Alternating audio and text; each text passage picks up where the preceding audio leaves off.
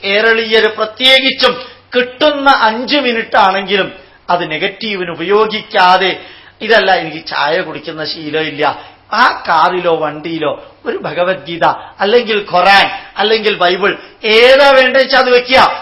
ഒരു 10 minute free കിട്ടി, അതിലേതെങ്കിലും ഒരു ശ്ലോകം ബൈഹാർട്ടാക്കുക. എന്ത് എളുപ്പ, എന്ത് രസ. അത് മാത്രമല്ല, ഇതൊന്നും എന്നെ കൊണ്ട് സാധിക്കില്ല എങ്കിൽ കൈകെട്ടി മാറി നിൽക്കുക. ഓരോരുത്തരുടെയും മുഖത്തേക്ക് നോക്കിക്കൊണ്ട്, ഇതിനെന്താ പറയുക മലയാളത്തില്, വായ നോക്കുക എന്നുള്ളത്. അത് തന്നെ ചെയ്യാം, ഒരു തെറ്റുമില്ല.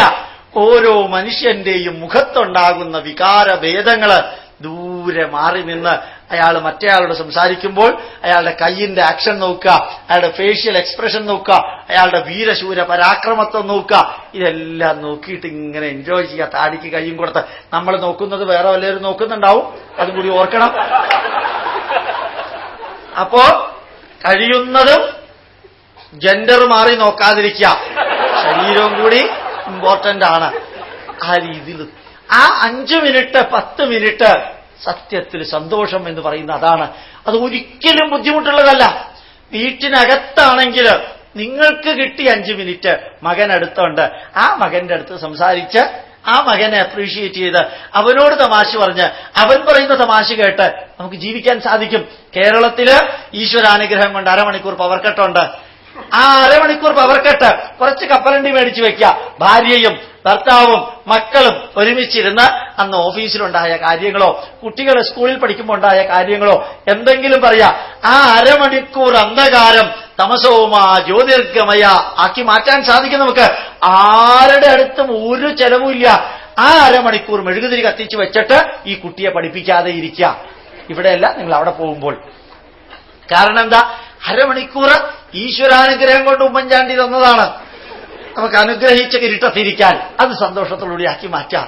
ഇത് ഞാൻ പലരോടും പറയാറുണ്ട്. 100% ആത്മാർത്ഥത്തോടുകൂടി അത് പറയുന്നത് സാധിക്കണം. അങ്ങനെ സന്തോഷിക്കാൻ സാധിക്കാത്ത ഒരു ജനവിഭാഗമായി മാറി നമുക്ക് ചിരിക്കാൻ സാധിക്കില്ല. നല്ലത് കേട്ടാൽ നമുക്ക് ഒരിക്കലും അപ്രീഷിയേറ്റ് ചെയ്യാൻ സാധിക്കില്ല. ഞാൻ ആദ്യത്തെ ക്ലാസ്സിൽ മലയാളം എടുത്തപ്പോൾ നിങ്ങളോട് പറഞ്ഞു, ആരെയെങ്കിലും കുറിച്ച് ആരെങ്കിലും നല്ലത് പറഞ്ഞാൽ നമുക്ക് സംശയമാണ്, ശരിയാണോ ഇയാൾ പറഞ്ഞത്. ചീത്ത പറഞ്ഞാൽ നമുക്ക് ഉറപ്പാ അത് തന്നെയാണെന്നുള്ളത്. പക്ഷെ നല്ലത് പറഞ്ഞാൽ നമുക്ക് ഒരു വിഷമമുണ്ട്, ഇത് ശരിയാവാൻ സാധ്യതയുണ്ടോ. ഇനി അഥവാ 5 നല്ലത് പറഞ്ഞാൽ അത് ശരിയാകണമെങ്കിൽ കുറഞ്ഞത് 2 ചീത്തയെങ്കിലും പറഞ്ഞിരിക്കണം, എങ്കിലേ ബാലൻസ്ഡ് ആവുള്ളൂ എന്നൊരു ധാരണ നമുക്കുണ്ട്. എത്ര കാര്യമായിട്ടാണ് മലയാളി സംസാരിക്കുമ്പോൾ എപ്പോഴും മുൻകൂർ ജാമ്യമെടുത്തേ മലയാളി സംസാരിക്കുള്ളൂ, അല്ലേ? മുൻകൂർ ജാമ്യമെടുത്ത് സാറിനോട് ഞാനൊരു കാര്യം പറയാം, എനിക്ക് പരദൂഷണം പറയുന്ന ഇഷ്ടമൊന്നും അല്ല, അത് ആദ്യം തന്നെ പറഞ്ഞു കഴിഞ്ഞു, എന്റെ മഹത്വം എത്രയുണ്ടെന്ന് ഞാൻ പരദൂഷണം പറയും. ഞാൻ പറയുന്നു സാറ് വിശ്വസിക്കണമെന്നും നിർബന്ധമില്ല, പിന്നെ എന്തിനാ പറയാൻ പോണത്? വിശ്വസിക്കണമെന്ന് നിർബന്ധമില്ല. സാറിന് ഒരുപക്ഷെ എന്നെക്കുറിച്ച് തെറ്റിദ്ധാരണ ഉണ്ടാവുമെന്ന് എനിക്കറിയാം. അത് ശരി, ഇപ്പൊ 3 എണ്ണമായി. മുൻകൂർ ജാമ്യം 3 എണ്ണം. എന്നാലും എന്താ ഞാൻ പറയാം, അയാളുടെ സ്വഭാവം ശരിയല്ല സാറ്. കുഴപ്പമില്ല, സാറിഷ്ടമാരി ചെയ്യാൻ എനിക്ക് പ്രശ്നം. എന്റെ ആ മനസ്സിലെ ആ പറയേണ്ട ആളുടെ മനസ്സിലെ എല്ലാ ടെൻഷനും പോയി. എന്താ പറയാ, അയാൾ ശരിയല്ലെന്ന് പറഞ്ഞു കഴിഞ്ഞു. അപ്പൊ ഞാൻ വെറുതെ ചോദിക്കാറുണ്ട്, നിങ്ങൾ ശരിയാണോ? ഞാൻ ശരിയല്ല സാർ. അപ്പൊ പിന്നെ എന്തിനാ അയാൾ ശരിയല്ല നിങ്ങൾ പറയുന്നത് എന്തിനാ? അല്ല സാർ, ഞാൻ പറഞ്ഞു എന്നേ ഉള്ളൂ, അതെനിക്ക് മനസ്സിലായി, പറഞ്ഞേ ഉള്ളൂ, നിങ്ങൾ ആക്ഷനൊന്നും എടുത്തിട്ടില്ല. പക്ഷെ ഈ ഒരു രീതി സന്തോഷിക്കാൻ നമുക്ക് പറ്റുന്നില്ല. ചിലപ്പോ കണ്ടിട്ടില്ലേ, സാറിന്റെ മകളുടെ കല്യാണം പൊടിച്ചു സാറേ. ഇപ്പൊ ഇയാൾ വെയിറ്റ് ചെയ്യാ, അടുത്ത വരി എന്താണ്. കാരണം അടുത്ത വരിയില അടുത്തത് പരുന്ന പാര. എന്നാലും ആ പായസത്തിനൊരിത്തിരി മധുരം കൂടിപ്പോയി. അത് കഴിഞ്ഞപ്പോ അയാൾക്ക് സന്തോഷമായി. ഇയാളുടെ മനസ്സിൽ എന്തെങ്കിലും ഒരു പാരയും വെച്ചിട്ട് പോയല്ലോ. ഇനി ഇയാൾക്ക് നാളെ വരെയും ചിന്തിക്കാനുള്ളതുണ്ട്. മകളുടെ കല്യാണം നന്നായി, പായസത്തിന് മധുരം കൂടി.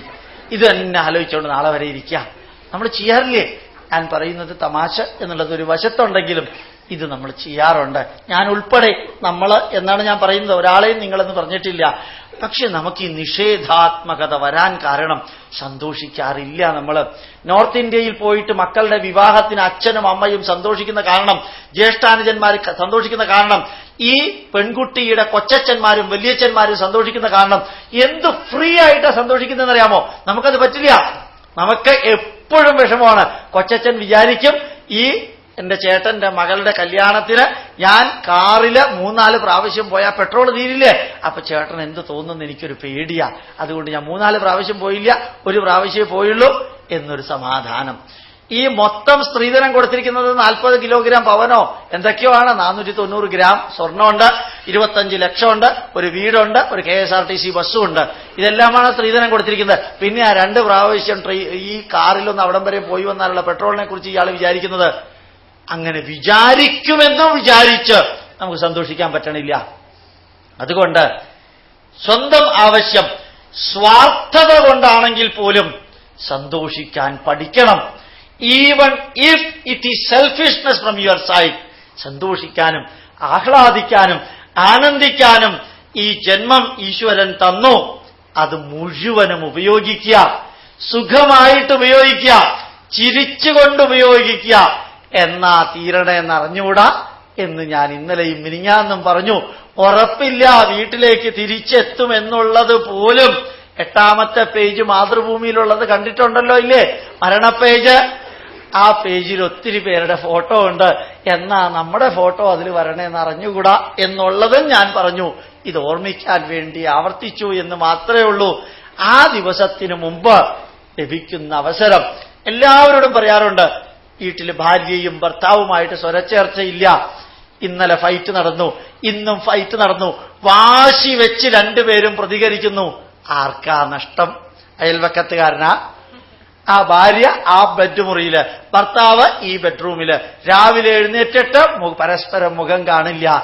ഏതോ വീട്ടിലുണ്ടായിരുന്നൊരു പെണ്ണ്, ഏതോ വീട്ടിലുണ്ടായിരുന്ന ഒരാണ് കുറെ പേരുടെ മുമ്പിൽ വെച്ച് താലി കെട്ടി മാലയിട്ട് പാണിഗ്രഹണം ചെയ്ത് പുടവ കൊടുത്ത് മോതിരം മാറി കെട്ടി വീട്ടിലേക്ക് കൊണ്ടുവന്നിട്ട് മുഖം മത്തങ്ങ മാതിരി വെച്ചിട്ട് ചാവണ വരെ ജീവിച്ചിട്ട് എന്ത് കാര്യം?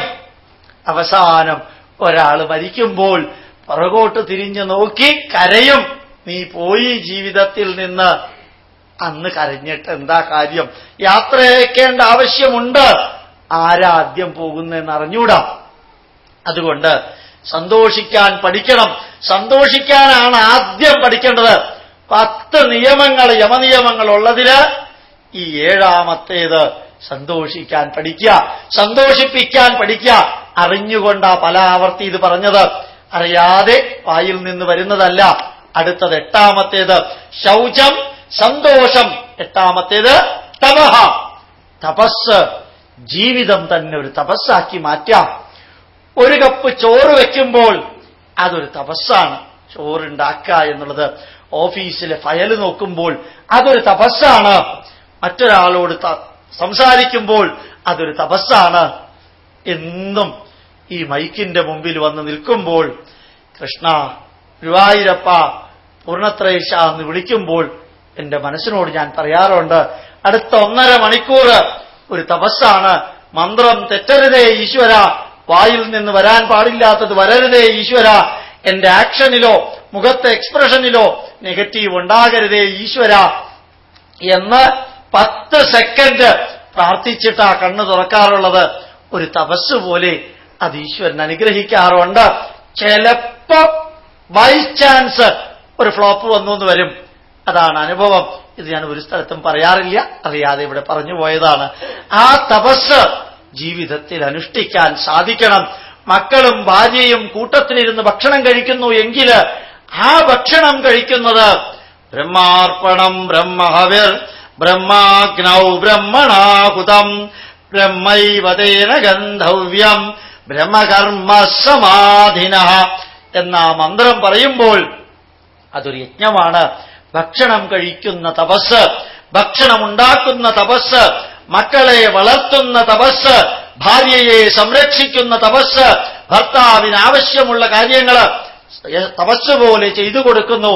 വീട് നന്നായി സൂക്ഷിക്കുന്ന തപസ്, ഓഫീസിൽ കൃത്യസമയത്തിന് എത്തുന്ന തപസ്, ഓഫീസില് നമ്മളെ ഭരിക്കുന്ന വ്യക്തികളുടെ മുമ്പിൽ നാം ചെയ്തു തീർക്കേണ്ട കർമ്മം എന്ന തപസ്. അത് തപസ് പോലെ ചെയ്താൽ എത്ര രസകരമായ ഒരനുഭവമായിരിക്കും. തപസ് മാതിരി ചെയ്യണമെന്ന് പറയാൻ കാരണമുണ്ട്. ഹാത്തോൺ എക്സ്പെരിമെന്റ് എന്നൊരു എക്സ്പെരിമെന്റ് ഉണ്ട്. അതിന്റെ തുടർച്ചയായിട്ടുള്ള തെർബ്ലിക്സ് എക്സ്പെരിമെന്റുകൾ ഇപ്പോഴും നടക്കാറുണ്ട്. അതിലൊരു വാല്യൂ ഉണ്ട്.